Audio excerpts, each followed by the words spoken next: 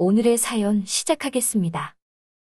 올해 30이 된 신체 건강한 남자입니다.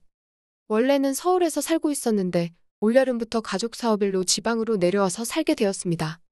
얼마 전 일어난 일인데 이걸 어떻게 해야 하는지 정말 제 머리로는 도무지 결론을 내릴 수가 없어서 도움 좀 요청해보고자 이렇게 사연을 보내봅니다. 이야기 듣고 제가 어떻게 하는 게 현명한 대처인지 같이 생각해 주시면 감사하겠습니다. 사건의 발단은 제가 지방으로 내려오면서부터입니다. 이야기는 올여름 지방으로 내려오게 된 이야기부터 시작해야겠네요. 원래는 회사를 다니고 있었는데 회사 사정이 어려워지면서 월급도 밀리고 몸도 지치는데 돈도 못 받다 보니 그냥 그만둬버리는 게 좋겠다고 생각해서 잘 다니고 있던 직장을 제 발로 나오게 되었습니다. 그래도 제가 다니던 회사가 사정이 어려워지기 전에는 월급이 꽤나 높은 편이었어요. 형편 어려워지면서 돈을 못 줘서 그렇지 근무 여건도 좋고 이래저래 장점이 많은 회사였습니다. 그런데 막상 회사를 그만두고 나와서 새로운 직장을 찾으려다 보니 먼저 다니던 회사보다 안 좋은 조건의 회사는 들어가기가 꺼려지더라고요. 월급이 비슷하면 근무 여건이 안 좋아 보이고 근무 여건이 좋아 보이면 돈이 안 되고 제가 이것저것 재가면서 직장을 고를 처지는 아니었지만 아무래도 같은 시간을 일한다면 조금이라도 편하거나 조금이라도 돈이 되거나 둘 중에 하나는 충족을 해야 한다고 생각했습니다. 그래서 좋은 회사 고른다고 허송세월을 보내고 보니 어느덧 1년이 가까운 시간 동안 백수 생활을 이어가게 되었지요. 그러다가 어머니께서 정신 못 차리고 방구석에 있을 거면 니네 막내 삼촌한테 전화나 한번 해보라고 하더라고요. 이야기인즉슨 막내 삼촌이 지방에서 사업을 시작했는데 내 일처럼 같이 열심히 일할 만한 사람이 없다고 그러면서 제가 놀고 있다는 소식을 듣고는 혹시 제가 관심이 있는지 없는지 어머니한테 물어봤답니다. 막내 삼촌이라고 해봐야 저랑 10살 차이밖에 나지 않습니다. 늦둥이인 막내 삼촌은 첫째인 저희 어머니랑은 나이 차이가 까마득하지요. 거기에 할머니 할아버지가 힘들 때마다 저희 어머니한테 맡겨놓은 적도 많았기 때문에 어려서부터 저랑 삼촌은 거의 형제처럼 잘 지내던 사이였습니다. 제가 군대 가기 전에도 제 손 붙잡고 저를 진짜 남자로 만들어줄 정도로 솔직히 서로 가리는 거 없는 삼촌이었고 삼촌이 결혼하기 전에는 저희 집 근처에서 살고 있어서 틈만 나면 같이 술도 마시고 하던 사람이었습니다. 결혼하면서 외숙모네 본가가 가까운 지방으로 이사를 가게 되었고 저도 그때쯤부터 회사 다니면서 바쁘게 사느라고 연락도 자주 못하고 있었고요. 저도 찬밥 더운 밥 가릴 상황도 아니었고 이참에 차라리 사업을 배워보는 것도 나쁘지 않겠다는 생각이 들었습니다. 월급쟁이 생활보다 내 일을 하는 게 낫지 않겠나 하는 마음이 있었거든요. 조그만 여행 가방에 옷가지 몇 개랑 신발 한 켤레만 가지고 무작정 버스터미널로 향했습니다. 도착하니 버스터미널의 외삼촌 내외가 저를 마중 나와 있었습니다. 오랜만에 본 외삼촌은 여전했고 외숙모도 좋아 보였습니다. 외숙모는 결혼식 때 한 번 보고 그 이후로는 거의 못 만났거든요. 외가 친척들은 명절 때도 거의 모이지 않는 데다가 모인다고 해도 큰삼촌네 집으로 보통 모이는데 저는 솔직히 멀리까지 가기 귀찮아서 바쁘다는 핑계로 가족 모임에 거의 참석을 안 했었거든요. 결혼식 때는 세상에 이렇게 예쁜 여자가 저런 멍텅구리 삼촌이랑 결혼한다니 싶었는데 막상 오랜만에 보니까 기억했던 것보다 많이 수수한 편이었습니다. 여자가 결혼하고 나면 멋부리는 게 덜해진다더니 솔직히 외숙모가 저한테 잘 보일 필요도 없고 화장할 일이 뭐가 있었겠어요? 화장했을 때랑 안 했을 때 차이가 크구나 싶었는데 수수하게 하고 나왔다고 해도 여전히 살은 찌지 않고 건강해 보이는 게 나름 결혼을 했다고 해도 틈틈이 관리를 하고 있구나 하는 생각은 들었습니다. 짐도 조촐해서 곧장 근처 식당에서 식사를 하고 나왔습니다. 밥 먹고 나오니 밖이 어둑어둑해져 있어서 원래는 조금 일찍 도착해서 부동산 돌아다니면서 지낼 만한 곳을 찾아보려고 했었는데 어쩔 수 없어서 근처에 숙박업소나 한번 찾아봐야겠다고 내일 보자고 하고 자리를 뜨려고 했습니다. 그런데 삼촌이 듣던 중 그게 무슨 서운한 소리냐며 일 도와준다고 온 건데 당연히 숙식은 제공해줘야지 하면서 저를 집으로 데려가더군요. 아무리 깨쏟아지는 신혼시기는 넘긴 상황이라지만 그래도 애도 없는 부부 집에 가서 얹혀 살 생각은 추호도 없었습니다.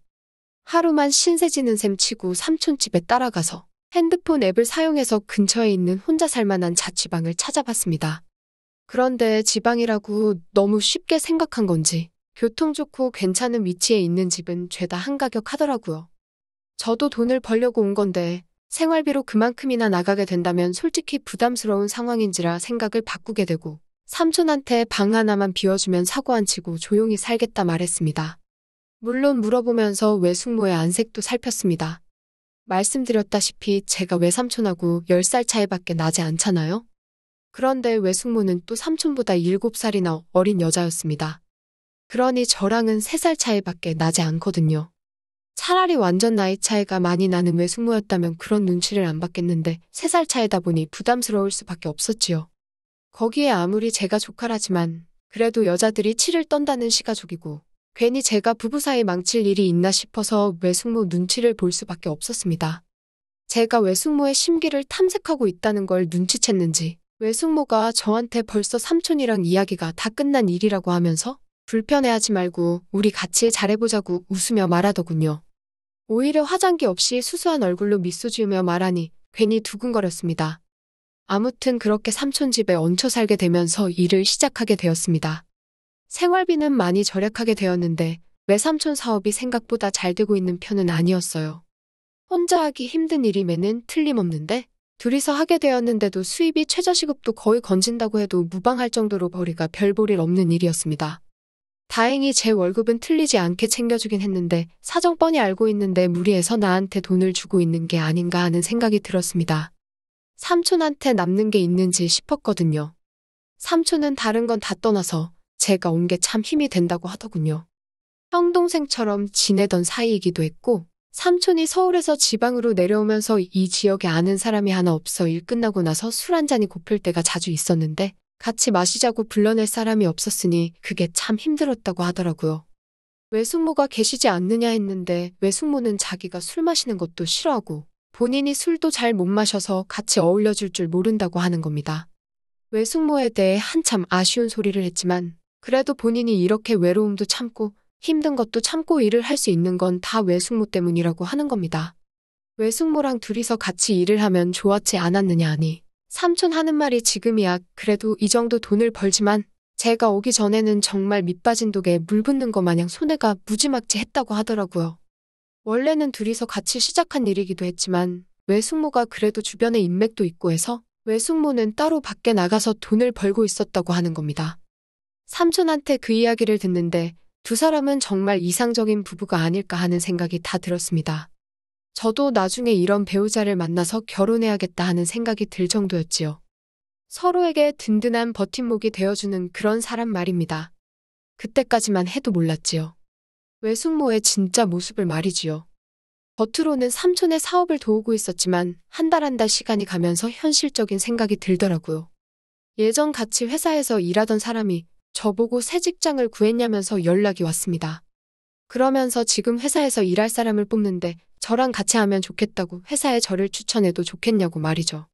당시에 열심히 하고는 있었지만 삼촌의 사업이 그렇게 비전이 보이지도 않는 상황인데다가 생활비가 따로 들지는 않지만 그렇다고 해서 큰 돈을 벌고 있던 것도 아니었으니 고민이 되더군요. 그래서 삼촌한테는 몸이 안 좋다는 핑계로 며칠 고민하기 위해서 휴가를 내고 집에서 쉬게 되었습니다. 방에서 널브러져 누워서는 이런저런 고민을 하고 있는데 외숙모가 문을 두드리더니 고개만 빼꼼 내밀고는 자기 좀 도와줄 수 있냐고 하는 거예요. 자기가 쓰는 노트북 컴퓨터가 먹통이 되었다고 저보고 고쳐줄 수 있냐고 묻더라고요.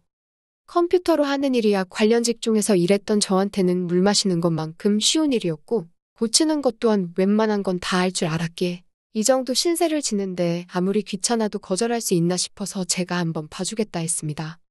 별거는 아니었고 컴퓨터에 용량이 가득 차서 버벅이는 거겠다 싶더라고요.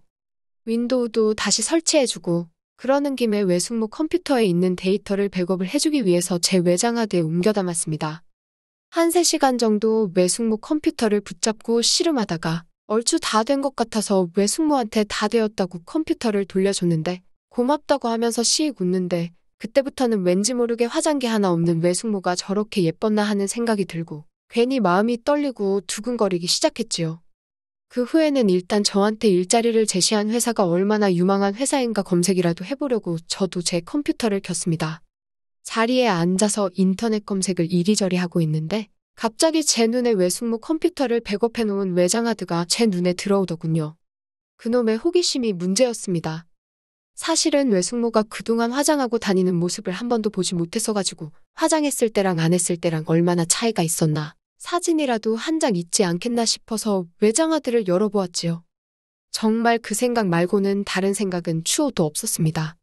손쉽게 사진이 담긴 폴더를 찾게 되었습니다. 꽤나 오랫동안 간직한 폴더인지 삼촌하고 연애하기 전 사진도 잔뜩 있더라고요. 첫 번째 스마트폰부터 해서 계속해서 사진을 한 장도 지우지 않고 모아왔나 싶었습니다. 거의 10년치 사진을 하나하나 넘기면서 보는데 그때쯤부터는 저랑 3살 차이밖에 나지 않는 외숙모의 인생을 10년치를 보게 되었으니 괜히 외숙모랑 연애를 한 게 삼촌이 아니라 나였나 싶은 생각이 들더라고요. 안타까운 건 결혼하고 나서부터는 외숙모도 힘든 삶 때문에 꾸미고 다니는 걸 포기했는지 어디 나가서 찍은 사진이 거의 없더라고요. 집에서 음식한 사진이나 별 쓸데없는 사진 말고는 거의 없더라고요. 이제 재밌는 부분은 다 봤구나 생각하면서 마우스 휠을 굴리고 있었는데 갑자기 떡하니 외숙모가 화장을 하고 찍은 사진이 딱 하고 나오는 겁니다. 뒷배경을 보니 집인 것은 분명한데 난데없이 화장을 하고 찍은 사진이 올라오니 놀라웠습니다. 뭐 삼촌하고 기념일이라서 찍었겠거니 싶었는데 그 뒤로부터 펼쳐진 사진들은 정말 제 상상을 초월하는 사진들이었습니다. 외숙모의 곁에는 삼촌이 아닌 다른 사람들이 있었거든요. 다른 사람들이라는 말은 여러 명이란 뜻입니다.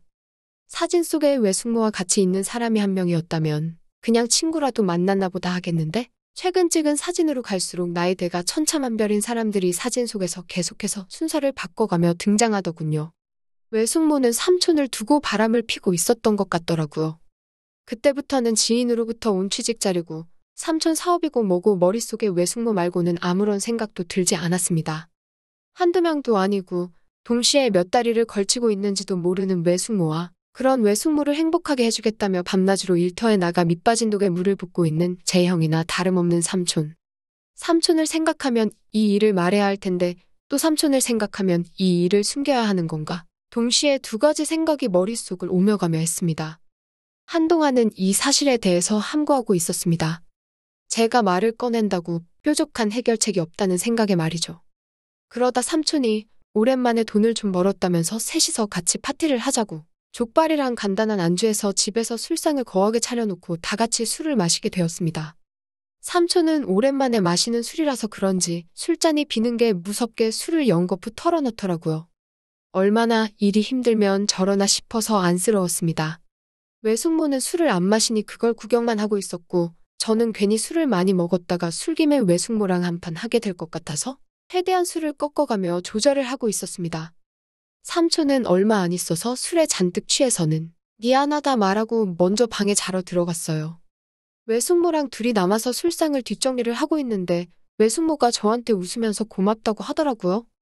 또 그 화장기 하나 없는 수수한 미소로 저한테 고맙다고 하는데 참 가증스럽더라고요. 그 순수하고 아무것도 모른다는 듯한 맨얼굴 위를 화장으로 덮어서는 밖으로는 우리 삼촌을 배신하고 다른 사람을 만나고 있다는 사실을 제가 다 알고 있었는데 말입니다. 거기에 더해서 외숙모가 자기도 저한테 많이 의지하고 있으니 앞으로도 쭉 같이 지냈으면 좋겠다는 소리를 하는 겁니다. 몇 잔 마시지도 않은 술기운에 괜히 욱해버려서 외숙모 앞에서 모든 사실을 폭로해버렸습니다. 외숙모 컴퓨터에 저장되어 있는 사진들 다 봐서 알고 있다고 가증스러우니까 개소리 하지 말라고 조금 세게 말을 했어요. 외숙모는 제 말에 급히 안색이 안 좋아지더니 고개를 숙이고 저를 쳐다보지도 못하더라고요. 저도 원래 이렇게 말할 생각은 없었는데 일을 터뜨려버렸으니 이 이후에는 어떻게 하는 게 좋은가 싶더라고요. 저도 말을 잇지 못하고 있는 와중에 외숙모는 자기 항변을 하기 시작하는 겁니다. 외삼촌 사업이 안 되는 와중에 모아놓은 돈까지 다 까먹고 있어서 자기가 돈을 벌어왔던 거 알고 있냐고. 사실 그게 자기가 일을 해서 벌고 있는 돈이 아니라고 하는 겁니다. 하지만 이게 다 삼촌의 사업 자금을 위해서 필요한 일이었다고. 삼촌은 자기가 무슨 일을 해서 돈을 벌어오는진 모르지만 사업이 자리를 잡으면 자기도 더 이상 그런 식으로 돈을 벌어올 생각이 없다고 하더라고요. 사람을 만나주고 돈을 받는다고 아무리 그 의도가 삼촌을 위해서 한 좋은 일이라고 해도 그 일은 용서받을 수 없는 일이지 않냐. 그건 믿음에 대한 배신이 아니냐 했지요. 자기 합리화를 하며 뻔뻔하게 저렇게 나오니 삼촌한테 그냥 말해버리는 게 좋겠다고 말하고 삼촌이 자고 있는 방 쪽으로 몸을 돌리는데 외숙모가 저를 강하게 잡아 끌더니 워낙 순식간이라 저도 어안이 벙벙했고 오랜만이라 그런지 거부도 할 수 없었습니다.